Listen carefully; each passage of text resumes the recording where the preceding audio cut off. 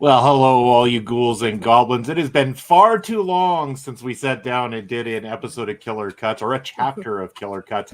So, new look, new design, but same old hosts. I am Bobby Munson, and beside me, the natural Astrid Pizarro.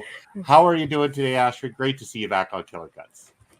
I'm still waking up, but again, like I told you, I've been holding up on watching both of these trailers because of this. So it's been kind of hard to avoid this since they came out. It's been the challenging part. But how are you doing?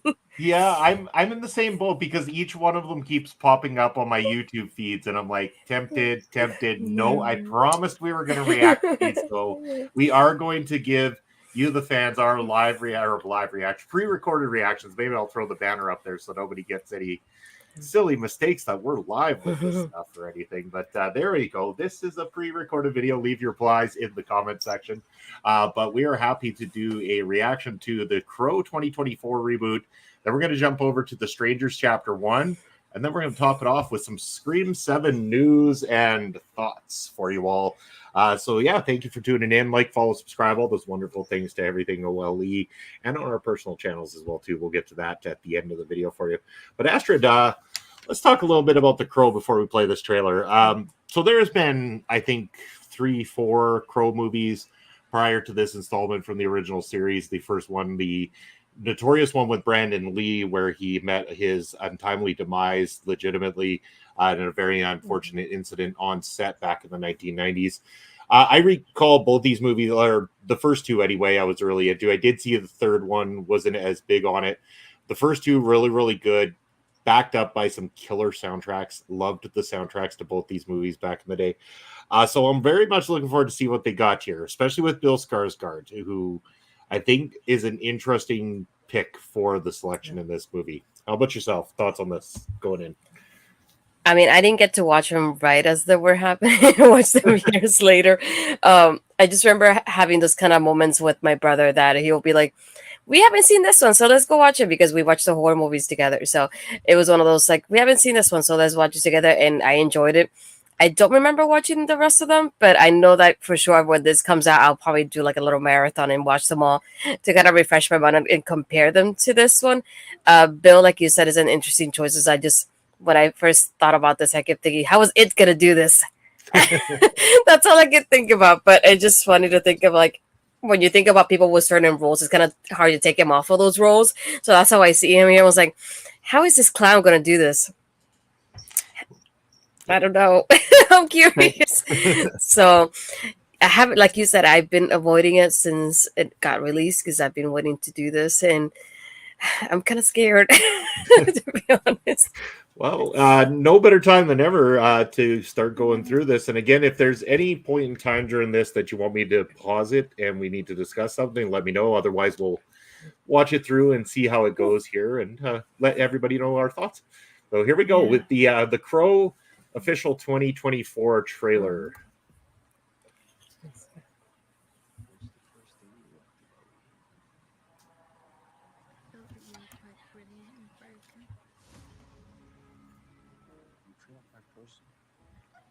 You feel like my best. What's the worst thing you've ever done? I saw things. I shouldn't have seen any of it.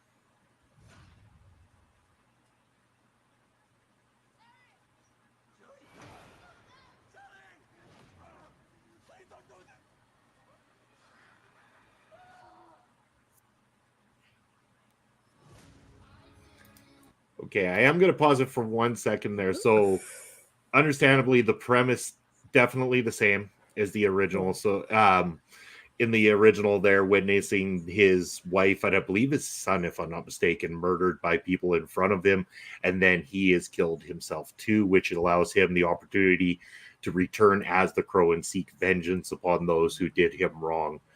So it does seem very familiar in terms of the opening portion of this.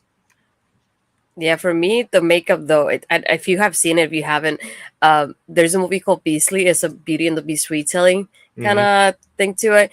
His makeup reminds me a lot of the Beast and Beastly so far, and I don't know how I feel about that. Guess we'll see how far this goes. Let's continue. Oh, I love the song in the background, by the way. It's great. I do too. Yeah. A soul carries a soul to the land of the dead. But sometimes something so bad happens that the soul cannot rest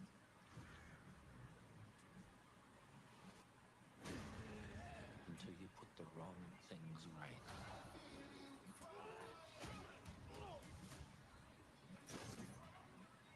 You were given the power of that god,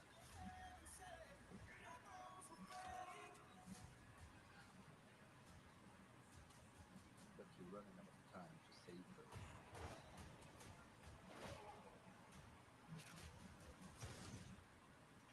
I'm gonna kill you. Every single one of them.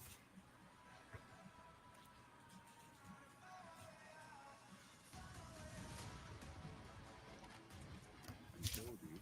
Yeah, you did. We have a problem.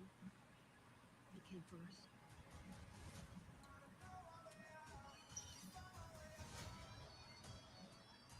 First impulse. Anger.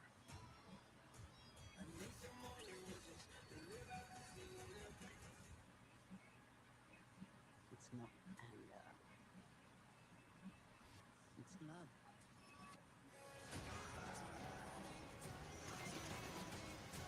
Look at what you've become. You know that love promises only pain.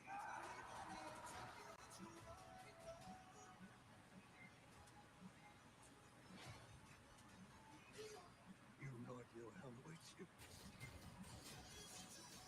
No, I do.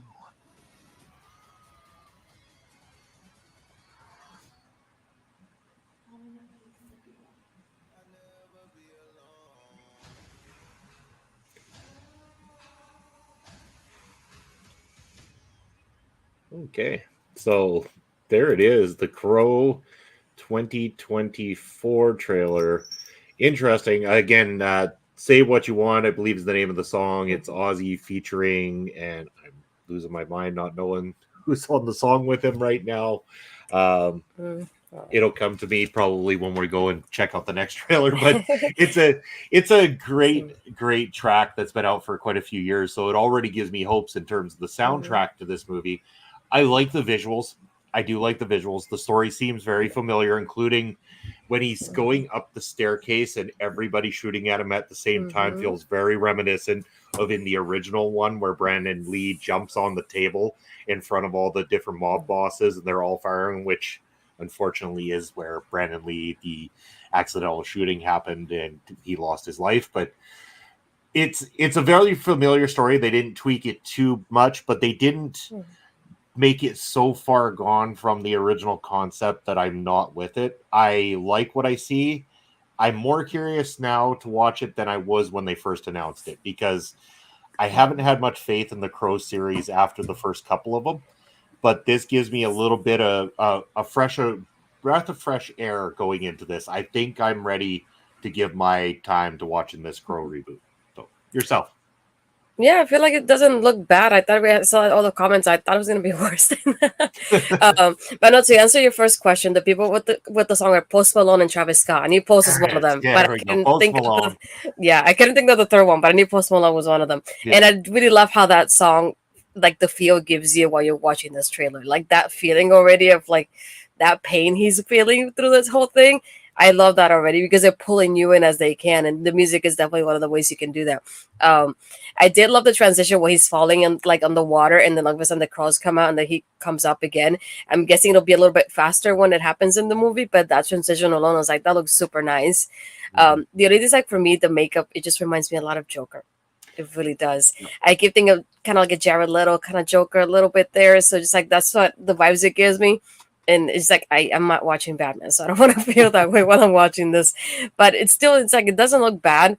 This is one of those that, like I said, I want to just do like a little marathon of all the movies and then watch this one the weekend it comes out and then see how I feel about it comparison to the other ones. But to me, it doesn't look bad. Like I'm willing to give it a chance based on the trailer by itself, and this what a trailer should be. So.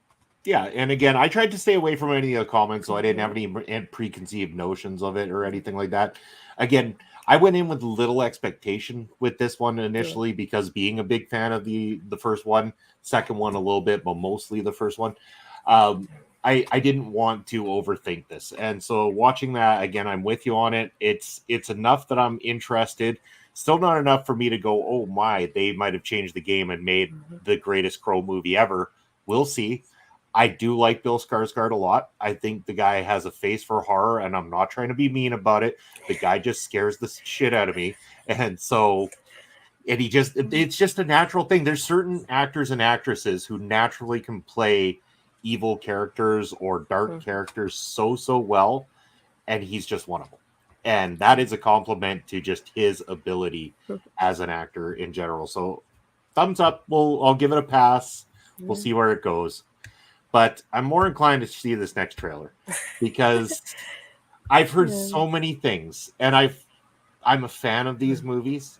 I'm dumbfounded by the fact that apparently 3 of them are coming out back to back in the same year. From what I hear, we'll see about that once it actually happens. But it reminds me a lot of Fear Street in that sense of it, and it made me think of like I wish it would have been kind of like an event the way Netflix did it, of like this week we're gonna put this one on, we're gonna give you a whole week to feel about it and like have your feelings about it, and then we'll give you the next one, and then we'll keep going that way. So I like that type of scheduling when it comes to that. I feel like it would have been better to put in a streaming service if you're gonna do that back to back. I feel like it would have been better like if you continue it the week after and kind of make people feel like when they all release you can watch them all together and kind of give you that whole feeling this is a whole movie together. That's what I would have wanted. This one, I love Madeline though from Riverdale. So, and yes, I watch Riverdale. I don't care what people are gonna say about that. So when I saw this, I was like, oh, I'm wondering how that goes, because obviously Riverdale has like a dark tone to it, but also kind of like almost like a sci-fi thing to it. It's kind of hard to describe it. So to see her doing horror, which is kind of like, I want to say it's kind of like cousins to like sci-fi, but not really related. So I'm just curious to see how she does in this. So I'm kind of looking forward to it, but we'll see about the trailer. I'm curious too because these 3 killers are scary in every single word. The very first Strangers movie, when I went to that in theater, I wasn't sure what to expect, and I walked out going, I don't get creeped out often, but creeped out sort of a movie. Like there was a certain sense of realism behind it, and the fact that they didn't have an actual motivation, just you were home. That's the line that I'm just like, that's creepy. Creepy AF. Yeah, Steve. And No, yeah, I felt the same way too. Just like, sheesh, like, what kind of reasoning is that?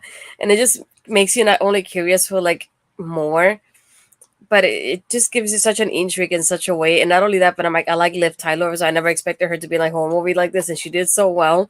I wanted more horror movies from her, but it just, yeah, I'm curious more about the like the chapters and the releases like this for this one. That's what I'm curious about.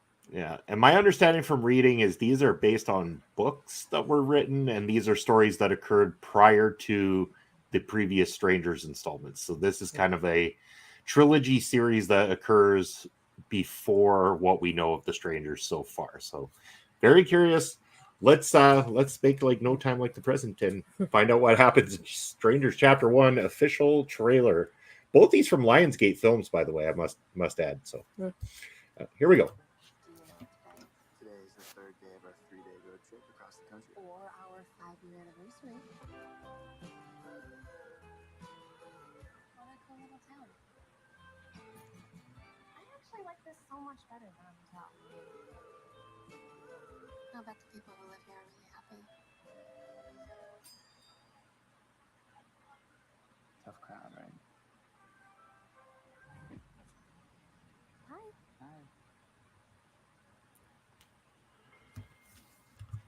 Okay, I don't know about you, but anytime that I see 2 creepy kids staring at people, I'm just like, who in their right mind doesn't just say, nope, I'm getting the fuck out of here right now? Like, I'm sorry. Creepy kids, something about that equals bad right now. So Especially when there's 2. yeah, that's right. Yeah. One, you're like, okay, it's just some weird kid from town. When there's 2, it's like, no, those kids are up to no good. I know they're not. You're welcome. It's nice.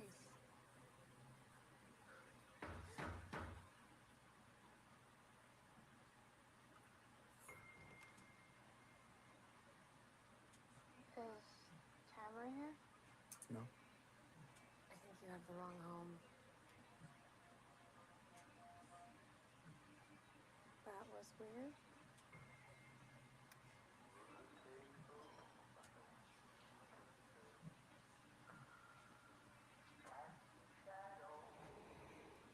Ooh.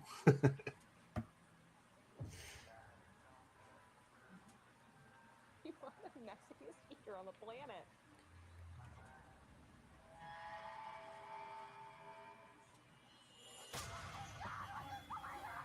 Lock the front door.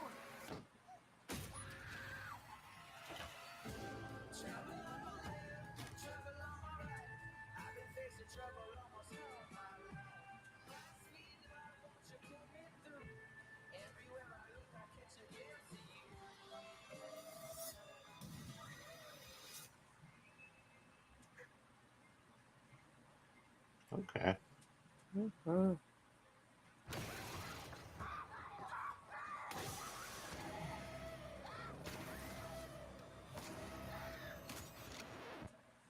Why are you doing this, sir?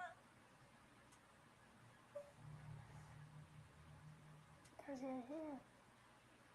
And there it is right there. Mhm. Creepy.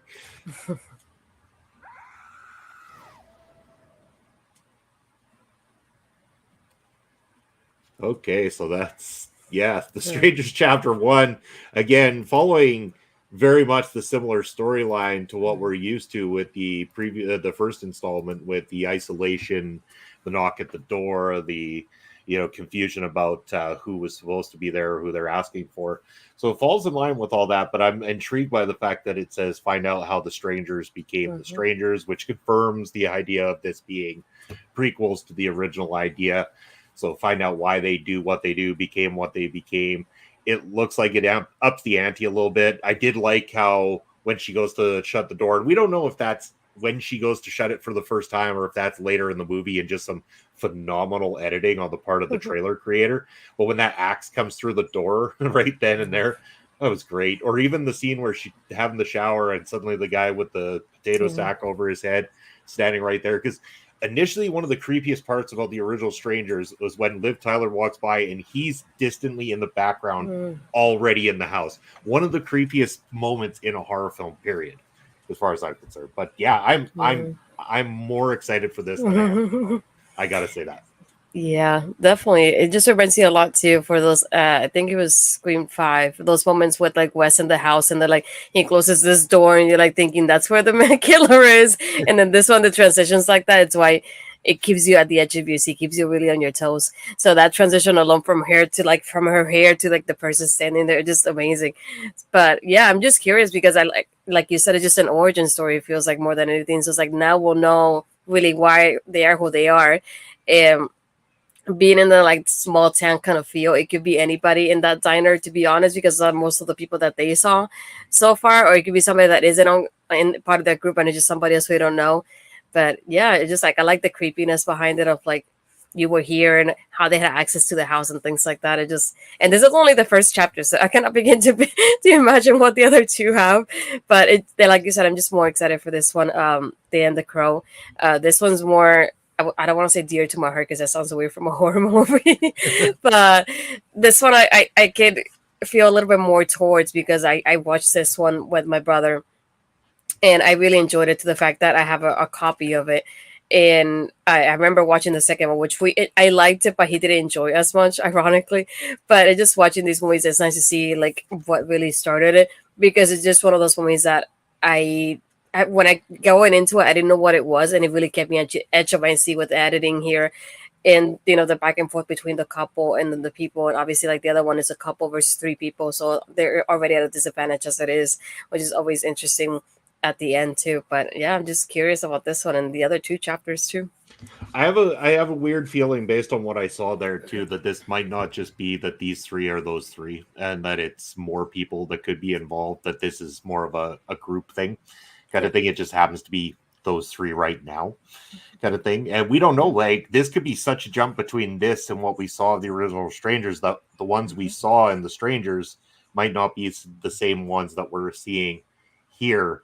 And there's the one scene where he's got the shotgun to the one gal with the mask on and screaming and flailing her head. And I have a strong feeling that's not one of the strangers behind that mask in that scene. And that might actually be his gal or somebody else that's not supposed to be harmed, but gets harmed by him in this process.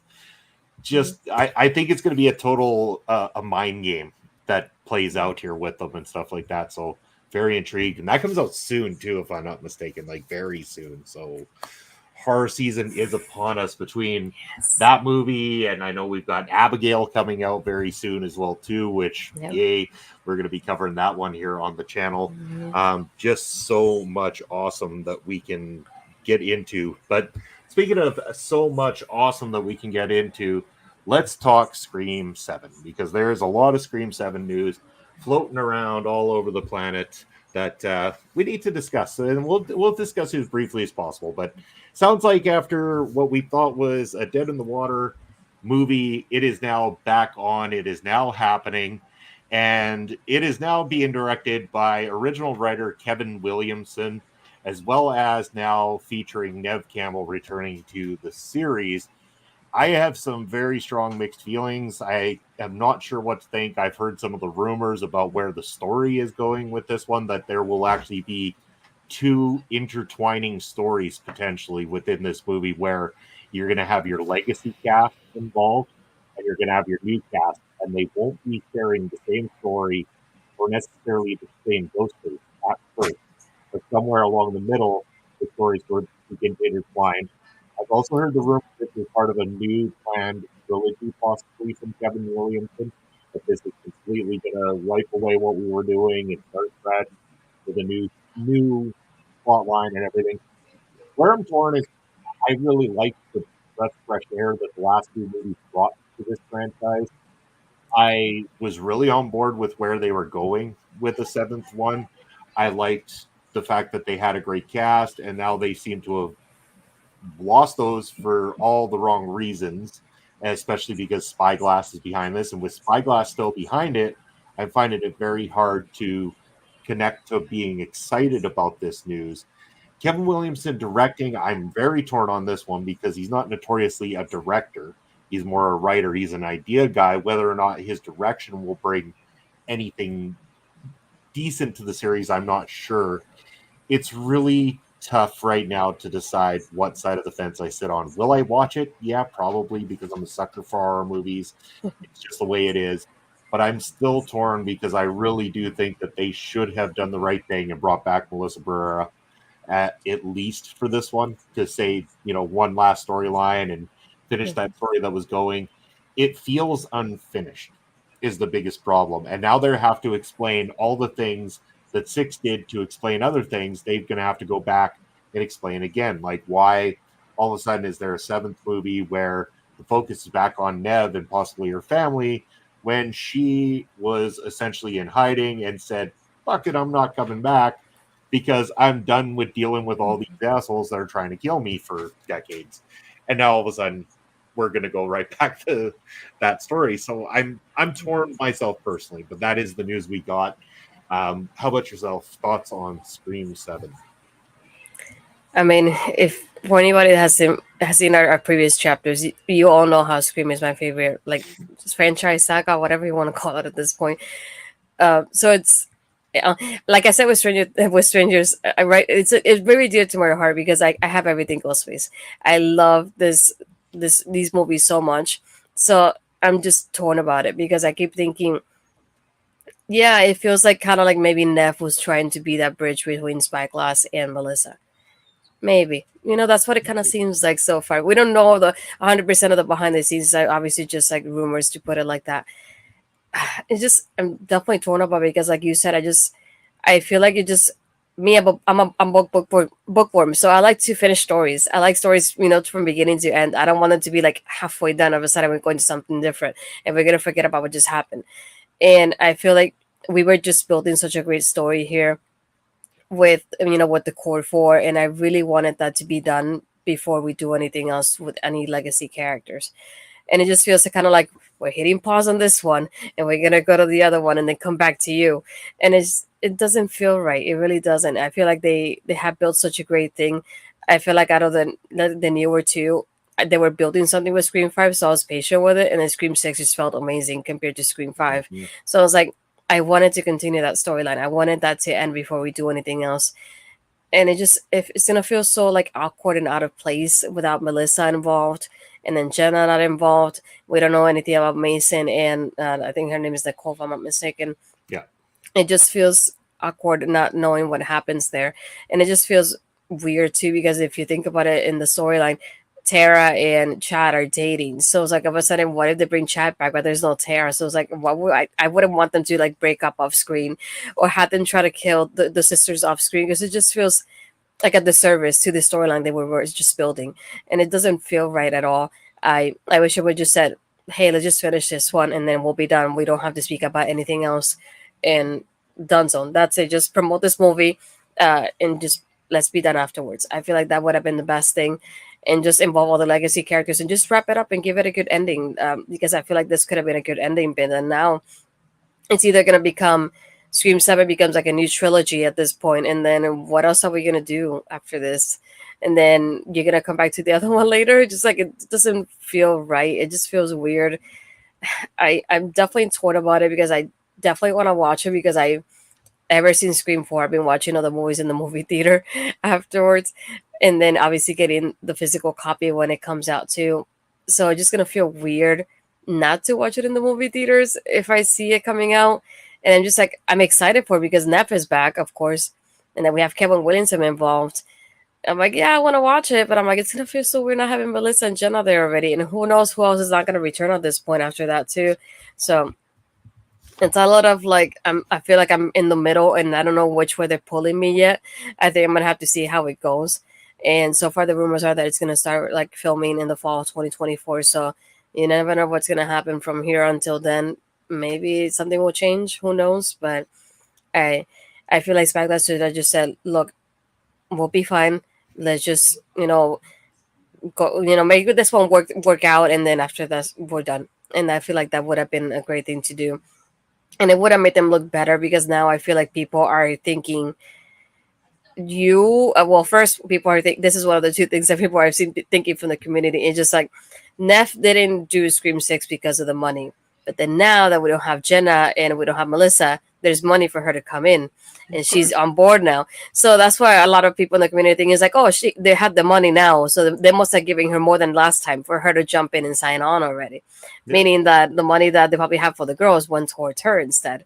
So I was like, yeah, that feels kind of weird. It probably is, right? And and the other part is the people that, like myself, is just to keep thinking of like, I'm so used to watching all these movies in the movie theater and supporting the franchise that you don't know whether you should support it or not. And it's like, there's so many arguments right now, so many things flying through, and obviously nothing's 100% confirmed. So it feels like it's limbo still, even with the news. It just feels like we're floating in the air right now with the little news that we got, and just, I don't know. I really don't know how to feel about it. I wish I would have just done something better and, kind of burn that bridge with the girls. I feel like it would have looked better for them, because still there's going to be some fans that are not going to support Spyglass at all. Not only with Scream, but just at all whatsoever with any other movies, because of the way they behave towards Melissa and Jenna a little bit as well. So it's just, especially when there's women of color. It's just another thing. It's like seeing that it's women of color getting affected the way they are. That part doesn't sit right with me.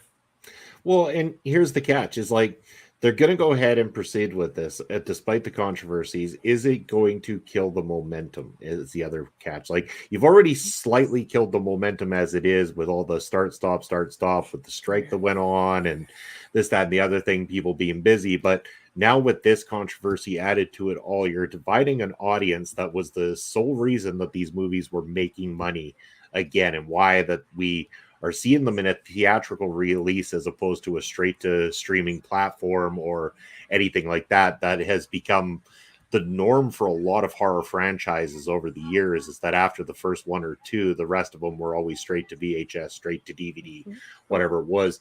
We were seeing an uptick with Scream. In fact, Scream 6 being the one that had drawn more money than any of the other movies in the franchise.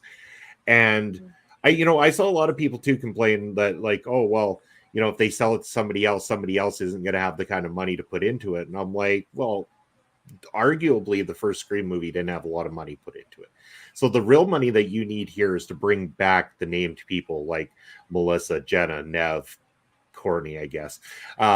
Sorry, I could do without Courtney in these series at this point, but with the other three, the money that you would spend essentially should be there. As far as practical effects and storytelling, Wes Craven was a master at doing that for little to no budget for so long that I do think that if you put this in the hands of, say, somebody like Blumhouse Pictures, who have the mentality of making small budget films but making them feel big, tends to be something that I would have trusted more than watching a Spyglass feature after the way they'd done what they did.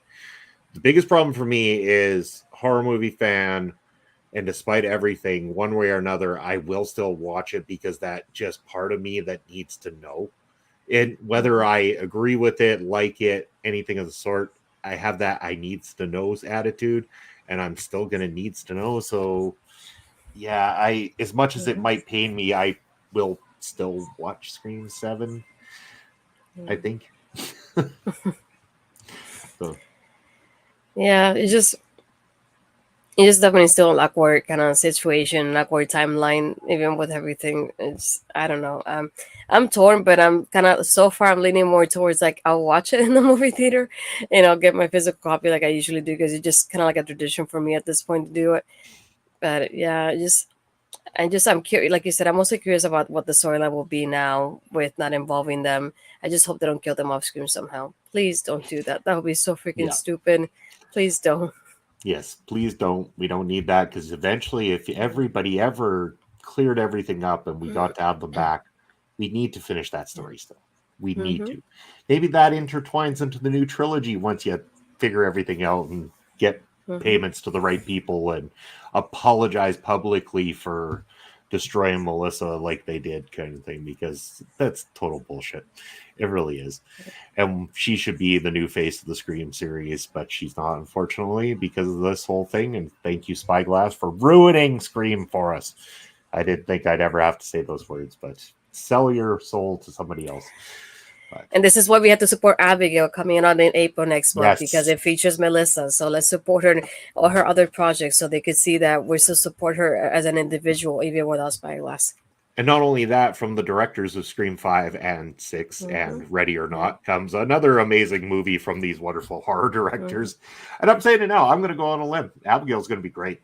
I have no doubt in my mind. As soon as I saw that trailer, I'm like, what is this? And then when it got going, I'm like, oh, I like this. So I'm really excited for Abigail. A lot of great horror coming out this year. A lot of interesting sequels coming out this year. Again, we have another Saw movie coming out this year. We have, I think, Smile 2 comes out this year as well. This all sorts of crazy stuff, including like a reboot of Nosferatu, the original vampire film. This time being done by the same director who did The Lighthouse and The Witch, the VV Witch movie. So it should be very interesting year for horror. Terrifier 3, of course, can't go wrong with Terrifier 3. That should be golden. But we will get to talking about more horror throughout the year as it becomes available, as we see more movies. And I'm sure there will be a lot of video releases on the different streaming platforms this year that we'll be able to check out and review here for you on the channel. And we'll do our best to come back with more episodes like this where we give you news, video reacts, anything of the sort. But I think we could call it a day right now on everything we got going on here. But Astrid, let the people know what you got going on, where they can find you. You can find me again every Tuesday doing Taking Over with OLED at Fry's immediately after NXT. And usually we're doing a lot of post shows lately. So when the post show we get for Stand and Deliver, we'll definitely have coverage for that. And the day before for a preview show. So watch out for that whenever it's a little bit closer to the date. We'll have a date and time for that. Other than that, you can find me as it is there on my Twitter, Blue Skies, astridpizarro, and then Instagram and Threads, astridpizarro20. And everything else you can find on my YouTube channel, including everything from Killer Cuts to Taking Over to Ladies Fashion Showcase, and even now Ashford Ask that will continue moving forward. Thanks to Body Sam. So if you haven't yet, please subscribe to the channel as well to get more of that. Wonderful, wonderful. And there is my ticker down below. That's where you're going to be able to find me. As for what I got going on, this is out on a Friday. So yesterday you would have seen for the very first time I wasn't on Ring Respect Radio.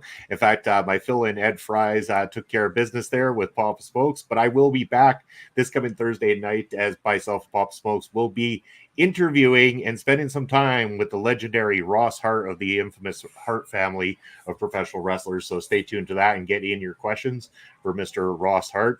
You can catch me every Sunday on Point of View, the show where you control the narrative. Tell me what you want to talk about from the world of pop culture while I do some video games or watch-alongs or anything of the sorts. Outside of that, post shows as well too. I seem to hop on those. We've done TNA post shows. We've got all sorts of post shows for WrestleMania lined up. We got lots coming up on the channel, so if you want to stay tuned for everything OLE, make sure to check out this ticker down below, which is going to find you all OLE on all the socials, YouTube, Twitch. Likes, follows, subscribes, always encouraged and appreciated as well. From myself and Astrid Pizarro, this has been Killer Cuts Chapter 10. We thank you for joining us, and we'll see you again soon.